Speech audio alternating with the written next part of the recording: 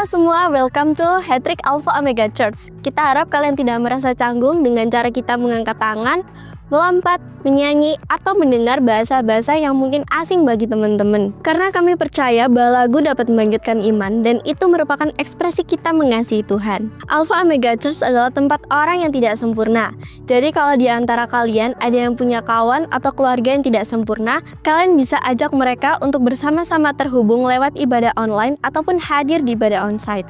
Di Alpha Omega Church, kita berusaha membangun suasana yang antusias dan semarak dalam setiap ibadah, baik onsite maupun online, sehingga kita sangat mengajak teman-teman untuk berpartisipasi dan responsif dalam ibadah ini. Feel free untuk ikut bertepuk tangan, mengangkat tangan, tersenyum, dan menikmati apa yang sedang berlangsung. Berikut ini ada informasi yang baik untuk kita perhatikan. Ibadah raya setiap hari Minggu di 2 kali ibadah jam 8 dan jam 10 pagi. Ajak keluarga, kawan, dan saudara kita untuk ibadah bersama. Itu saja pengumuman yang bisa aku sampaikan. Enjoy the rest of the service. God bless. Halo semua, welcome to Teens Online Service. Hari ini kita mau belajar tentang facing temptation atau menghadapi sebuah godaan. Nah, kali ini kita mau belajar dari ayat yaitu Yakobus 1 ayat 13 sampai 18. Nanti teman-teman bisa baca ya. Nah, dari teman-teman nih, ada nggak sih yang pernah ngalamin cobaan atau godaan atau yang namanya masalah? Atau malah teman-teman yang mencobai teman-teman lainnya? Nah, pasti di antara kita semua pasti pernah yang ngalamin cobaan ataupun kita lagi ngegodain orang kan. Nah, dan gak jarang ketika kita ngadepi sebuah masalah atau ngadepin cobaan, kita tuh kadang-kadang juga nyalahin orang lain atas cobaan yang kita alami. Atau bahkan juga bisa nyalahin Tuhan loh. Nah, misalnya nih apa sih Kak? Misalnya, buat teman-teman yang lagi sekolah, pernah nggak ngalamin telat datang ke sekolah gitu? Mungkin alasannya banyak ya, ada yang karena macet, ada yang karena telat bangun mungkin. Nah, kalau misalkan telat bangun, kadang-kadang kita juga bisa jadi nyalahin mama papa kita kan, karena nggak ngebangunin kita di pagi hari. Atau mungkin malamnya tidurnya terlalu larut malam gitu. Jadi paginya lupa bangun deh, akhirnya telat datang ke sekolah. Atau misalnya nih, teman-teman lupa banget ngerjain PR. Ya, jadinya dimarahin guru deh, jadi nggak bisa dapat nilai yang bagus. Gara-garanya kemarin sih kebanyakan main sama si A atau main sama si B. Nah, sama halnya dengan orang-orang yang ada di lingkungannya Yakobus. Mereka merasa bahwa Tuhanlah yang menyuruh mereka untuk berbuat jahat. Padahal Tuhan yang kita kenal adalah pribadi yang nggak pernah ngasih kita sebuah pencobaan.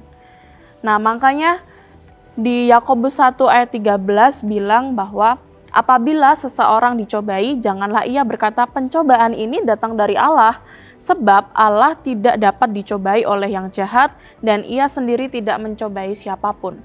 Jadi dari ayat ini kita tahu bahwa Tuhan itu nggak ngasih kita pencobaan, tapi Tuhan itu mengizinkan kita untuk melewati sebuah cobaan supaya kita makin serupa dengan Kristus. Terus gimana dong caranya menghadapi sebuah godaan, terus caranya menghadapi sebuah masalah gitu di hidup kita. Yang pertama adalah self-discipline atau mendisiplinkan diri kita. Di Yakobus 1 ayat 14 bilang, tetapi tiap-tiap orang dicobai oleh keinginannya sendiri, karena ia diseret dan dipikat olehnya. Teman-teman pernah dengar nggak sih cerita tentang Adam dan Hawa yang jatuh ke dalam dosa? Pasti pernah dengar dong, di sekolah minggu kita udah pernah diajarin, bahkan di bacaan Alkitab kita juga, mungkin kita juga pernah baca gitu. Nah, sebenarnya kalau teman-teman bisa memahami satu persatu ayatnya, sebenarnya salah satu faktor dari Adam dan Hawa bisa jatuh ke dalam dosa ya karena keinginannya sendiri. Tanpa mereka sadari, keinginan yang mereka miliki itu justru membawa mereka ke dalam sebuah dosa atau ke dalam sebuah maut. Kenapa? Ya karena mereka ingin sama seperti dengan Allah. Karena mereka itu ingin menyamai dirinya seperti dengan Allah. Padahal mereka udah diciptakan serupa dengan segambar dengan gambar Allah gitu loh. Makanya Francis Chan juga pernah bilang kayak gini. Tuhan berkata sesuatu itu salah atau jahat. Tetapi kita tetap menginginkannya. Kita punya pilihan saat itu. Sama seperti ikan yang sedang dipancing, Aku harus pergi dan menangkapnya atau aku harus berenang menjauh. Seringkali kita itu kompromi dengan sebuah kesalahan atau seringkali kita kompromi dengan sebuah dosa yang akhirnya bukannya kita makin serupa dengan Kristus, malah kita semakin jauh dengan Kristus. Nah, sering kompromi dengan dosa itu justru membuat kita jauh dari Tuhan kan. Nah, tapi kenapa kita takut untuk bilang tidak gitu? Ya karena mungkin lingkungan kita yang mempengaruhi hidup kita kayak, udahlah kamu ngelakuin ini aja. Toh juga Tuhan nggak tahu kok, Tuhan nggak lihat kok, nggak ada orang yang lihat kok. Tapi sebenarnya Tuhan tahu loh guys. Jadi jangan takut untuk belajar untuk berkata tidak pada sesuatu hal yang membawa kita tidak pada kebenaran. Misalnya nih, kan mungkin di antara teman-teman ada yang dilarang oleh mama papanya untuk makan mie instan. Karena kita tahu mie instan tuh nggak baik kan kalau dikonsumsi setiap hari. Tapi ya karena kita bandel, karena kita pengen banget, karena rasanya mie tuh enak banget. Jadi ya udah tabrak aja gitu. Sama kayak saya dulu sih. Dulu saya dibatasin oleh mama saya untuk makan mie instan tuh cukup seminggu sekali aja. Karena kalau setiap hari dikonsumsi juga nggak baik buat kesehatan kan. Karena nggak ada gizinya gitu. Nah, tapi ya karena saya pengen banget, ya udah saya tabrak aja. Tapi pada akhirnya juga ternyata bener dong, nggak baik dengan kesehatan kita gitu loh. Nggak baik untuk kesehatan kita jadi nggak punya tenaga atau ya kebanyakan makan micin kan. Teman-teman bisa searching sendiri sih akibatnya apa kalau terlalu banyak makan mie instan. Nah, sama halnya dengan diri kita ketika kita menghadapi sebuah cobaan, ketika kita lihat mie instan tuh enak banget, ya kita belajar untuk mendisiplin diri kita untuk enggak, aku cuma dibolehin 1 minggu sekali. Karena aku tahu kondisi aku kayak gimana. Jadi yuk sama-sama belajar untuk mendisiplinkan diri kita supaya kita makin serupa dengan Kristus. Nah, terus cara yang kedua gimana caranya untuk menghadapi sebuah cobaan? Yang kedua adalah dengan search atau kenali sumbernya. Yakobus 1 ayat 17-18 bilang, setiap pemberian yang baik dan setiap anugerah yang sempurna datangnya dari atas, diturunkan dari Bapa segala terang, padanya tidak ada perubahan atau bayangan karena pertukaran. Atas kehendaknya sendiri ia telah menjadikan kita oleh firman kebenaran supaya kita pada tingkat yang tertentu menjadi anak yang sulung di antara semua ciptaannya. Yakobus nih pengen ngingetin diri kita bahwa kita tuh punya Bapa yang sangat mengasihi diri kita.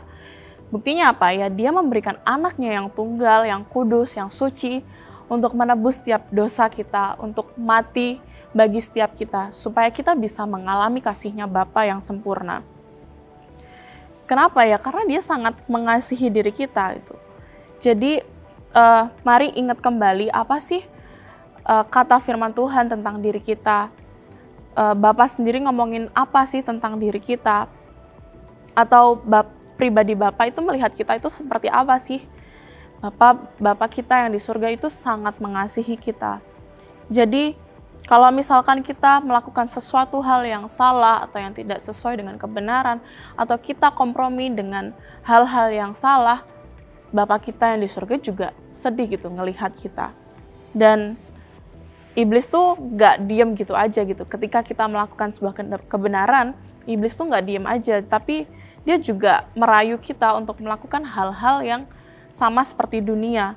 Dan tidak jarang kita itu diperhadapkan oleh suatu pilihan yang membuat kita jadi bingung harus memilih yang mana. Misalkan kayak tadi, misalkan kalau teman-teman di keluarga teman-teman ada aturannya untuk nggak boleh pulang malam-malam. Misalkan batas pulang malamnya adalah jam 10. Tapi masalahnya adalah di jam-jam itu tuh lagi seru-serunya, lagi asik-asiknya main sama teman-teman gitu. Terus pilihannya harus apa gitu? Apakah aku harus pulang dengan alasan ya supaya aku tidak kena marah gitu sama orang tuaku, dan akibatnya jadi kayak kena ejek, mungkin diejek sama teman-teman, dikatain, alah kamu anak mami banget sih, atau kita melakukan yang sebaliknya. Ya udah, kita langgar aturan orang tua, kita tetap main sama teman-teman, ya akibatnya adalah ya nggak kena ejek gitu, nggak diejek sama teman-teman, Tapi akibat lainnya adalah ya kita dimarahin sama orang tua kan.